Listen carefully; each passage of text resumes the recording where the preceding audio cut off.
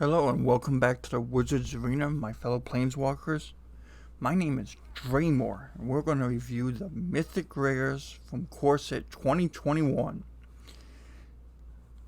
Starting with number 16, which I feel is the worst one, is the legendary artifact Chromatic Ori. This will see 0 standard play. It costs 7.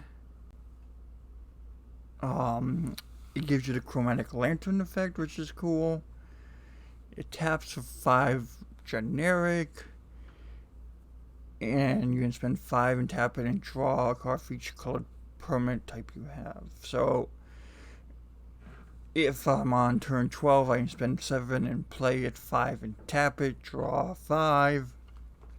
Awesome. That's 12 mana though. This just won't see play. It might see Fringe play in Commander, but it's so overcosted there that I don't even know if it'll see play there. It's like maybe for a little while, and then people realize it's just bad. So, moving on to number 15. And Gaara The Diplomat. 3 and a white for 2/4 lifelinker. Nice. Not enough white for devotion. Really cool abilities. Might see Fringe play in sideboards. But that would be about it for standard. That's why she's 15. I mean, he's 15. But when it comes to Commander, this is what white's always wanted. Card draw whenever they attack you. Card draw when they cast extra spells. Decent defensive, anti-danger life. It's amazing in Commander, but it's just not what Standard wants. It's just not there. And that brings us to 14. Bathory Cat. He's really good. He's 2 white and a colorless for 3 loyalty Planeswalker. Unfortunately, there's Gideon to play instead of him.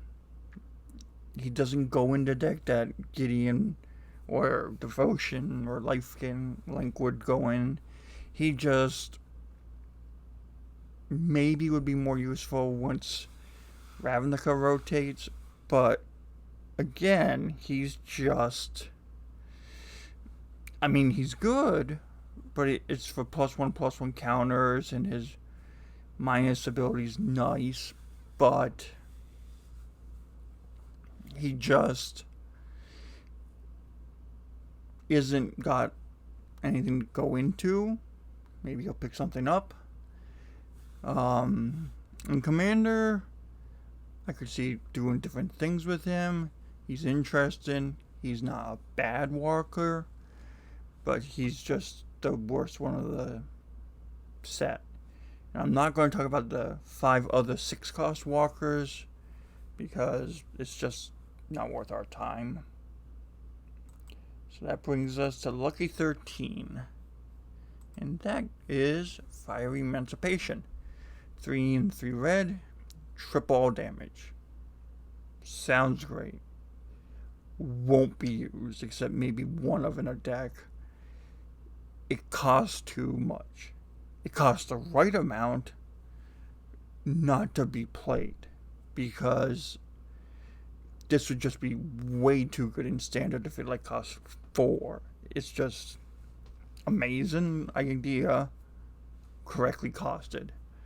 So it's going to be like the green card, not used in standard that tripled the mana, but it'll be used a ton in Commander. That's where it lives. And number 12 is Ren and Siri, the Inseparable. Naya, Dogs and Cats. There's not enough dogs and cats per se to see this used in standard. It might be seen in Brawl. It's the box topper for the set. It's okay. It's a fun tribal deck to make in Commander or Brawl. but it's just not going to be played in standard. I could be wrong with the hounds becoming dogs. You know, maybe there will be a thing, but I just don't see it. So that brings us up to number 11, which is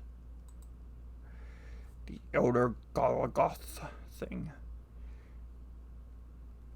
Now, you'd think for 3, 2 green, for 6/6 Vigilant, Reach, and Trample, that green would be all excited about this, because when it attacks or blocks, you get to make a beast token, or you get to gain life, or you get to draw.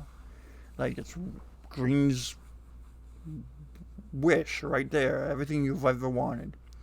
The problem is, there's a lot of creatures nowadays, when you play them, you're expecting at this mana cost an enter the battlefield effect that changes what's going on. But he don't got it. So I got a feeling he's just not going to be played.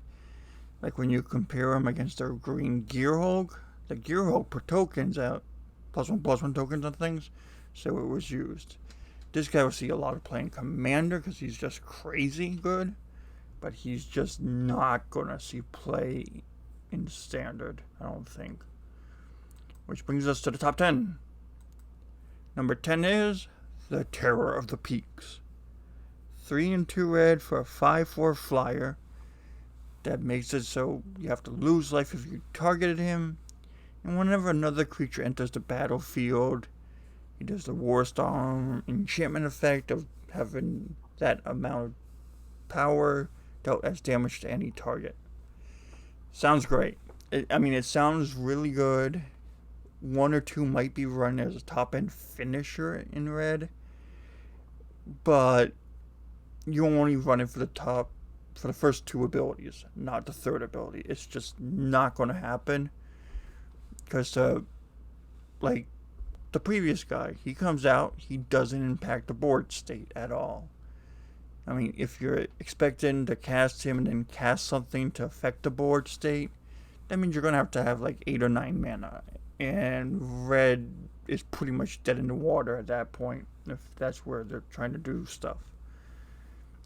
So now we go on to sweet number 9, Baneslayer Angel. She's back. She's not going to be $20 like last time. She's going to go right into White Devotion. She's not going to go into blue-white control at all. They got the Sphinx, which is better. She has First Strike, so she could take out that dragon if it was an issue, but she has Pro Dragon, so that's not an issue. Because of her in the format, I don't think that dragon will see much play. But it's hard to say. But again, it's the same thing the other 2 creatures had. She doesn't affect the board state.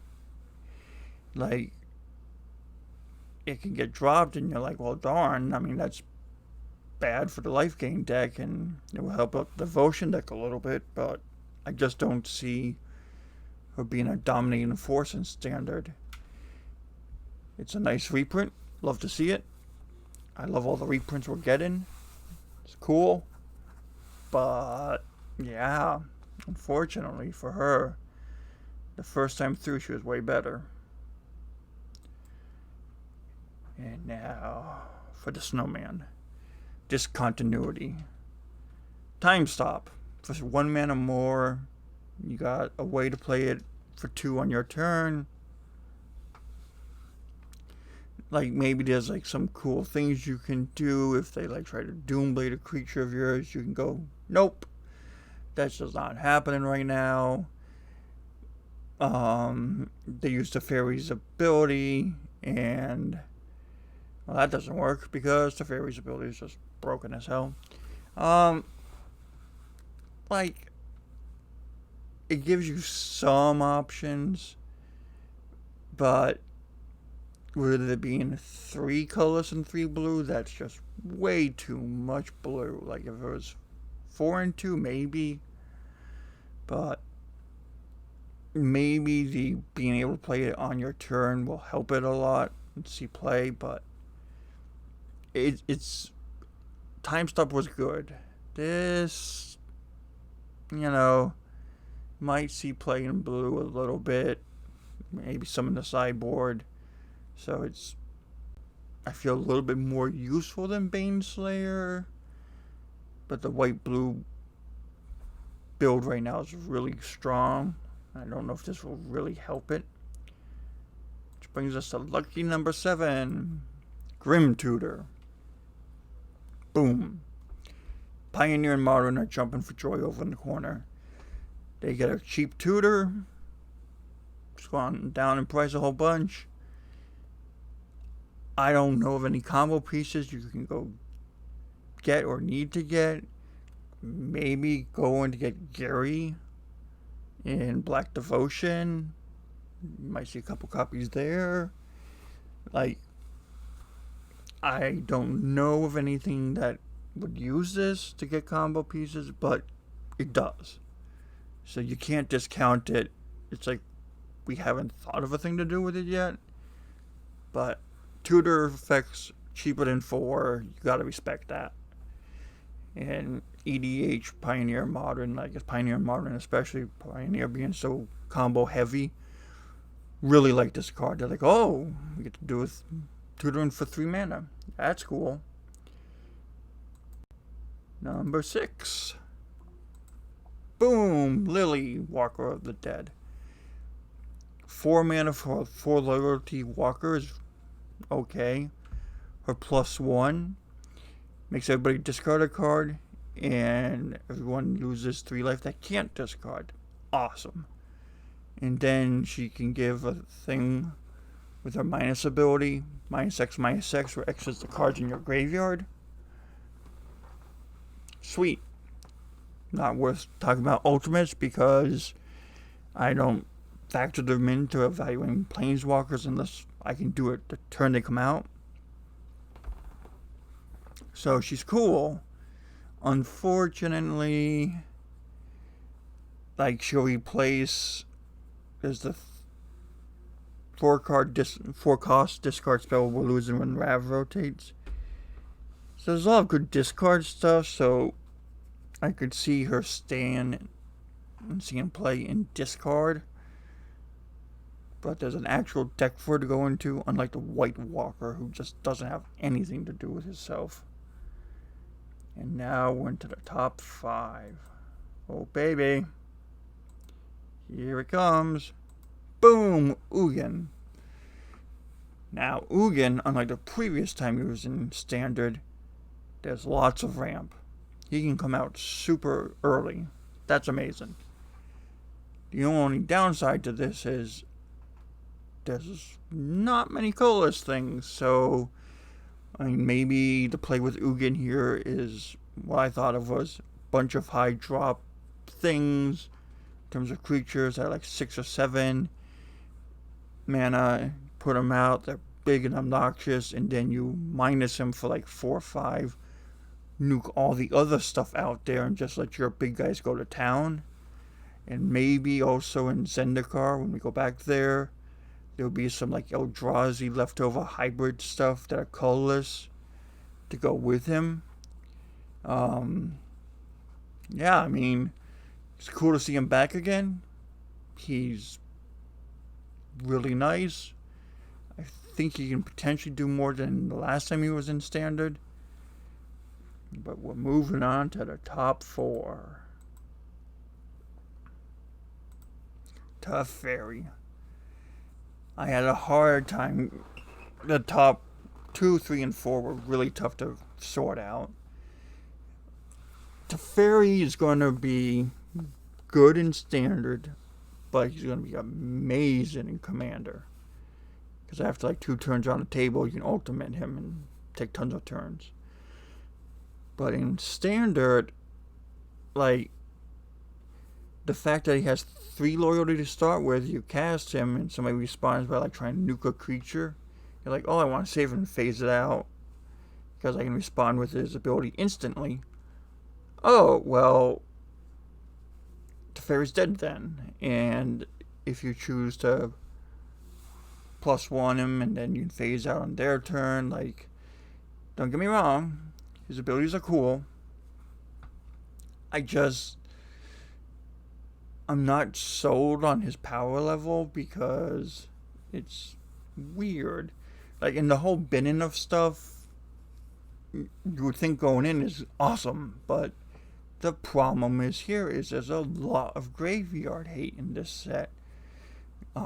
Crypts in this set, containment priests in this set, scavenging oozes in this set. So I just don't see him going into a reanimator build, a recursion build. Like, I just don't think he's going to see much play. I mean, people will try him, don't get me wrong, but I just don't think it's going to. We've seen the 5-cost Teferi, the 3-cost Teferi is currently in play, and then this 4-cost one, and he's the worst of the 3. And that's just sadly what it is. I mean, so number 3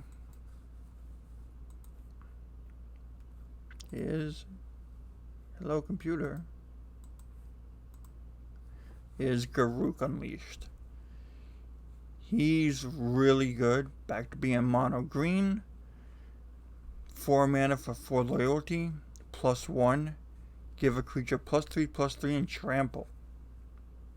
Sounds good to me, especially with all these creatures that say, like, oh, if you do combat damage, this happens. Well, this is your guy. Unfortunately, until Rav rotates, he's fighting with several other green walkers, and he's also currently fighting with Questing Beast. But I feel like with that ability and the second ability of making a 3/3 beast for 2 and re-putting a loyalty counter on him means that there's going to definitely be uses for him. Like the fairy, like him, I definitely know that he can see play and that we build for him. But the fairy is just not sure where he'd slot in, if anything. At any rate, number 2 is Massacre Worm. And the reason he is because of Black Devotion. I can see him coming in with the Black Legend that gives him everything -1/-1. Then you play Gary, and then you play this guy. And all their creatures that are small, again, -3/-3. It's just amazing. In between the life you just gained off Gary and damage you dealt, this might be enough to just close the game out right there, which will really help Black Devotion. I can also maybe see this being in the Rakdos sideboard, or if Black has a deck where that it can gain life and hold off against mono red aggro, this being sideboard or main board, and just come out and nuke all their 1/1s. Again, with the 4-cost guy that gives all 1/1s -1/-1, he'll come out and destroy the higher end stuff. So I see him being played a lot in Black in very different roles, but doing the same thing of cleaning up the board so you can get in there and finish them off. And finally, number 1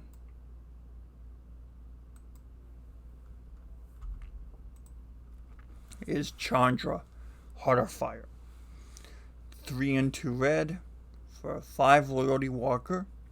She can +1 to ditch your hand, and then you take the top 3 cards and exile them, and you can play them until end of turn. The cool thing here is that you don't have to cast them, so you can play a mountain, something like that. You also can +1 her to shoot something for 2. And then -9 crazy ultimate. Also, she costs 5, so Thorben can be out. So her middle ability does 4 damage to her target. Cool. Also, with all the card draw that's leaving red, she is going to be replacing it. Usually when red gets to turn 5, they're starting to sputter out. So her +1 of discarding your hand, well, you probably don't have much, or you maybe have a mountain at this point. It's a real good way to refill your hand / exile pile and have options of stuff to do. So she'll let you keep the pressure on. And again, if you have like things like Thorben out or stuff like that, you can do a lot of damage. She's going to be using Commander. I can totally see that. So this has been the Mythic Rares being reviewed for Core Set 2021. My name is Dramer with the Wizards Arena. Please like, share, and subscribe, and comment below. I want to see what you guys think of these Mythics and what you think of my opinions on them. And I'll see you in the rare videos. We'll be doing one for each color. I'll see you all then. Have a great day.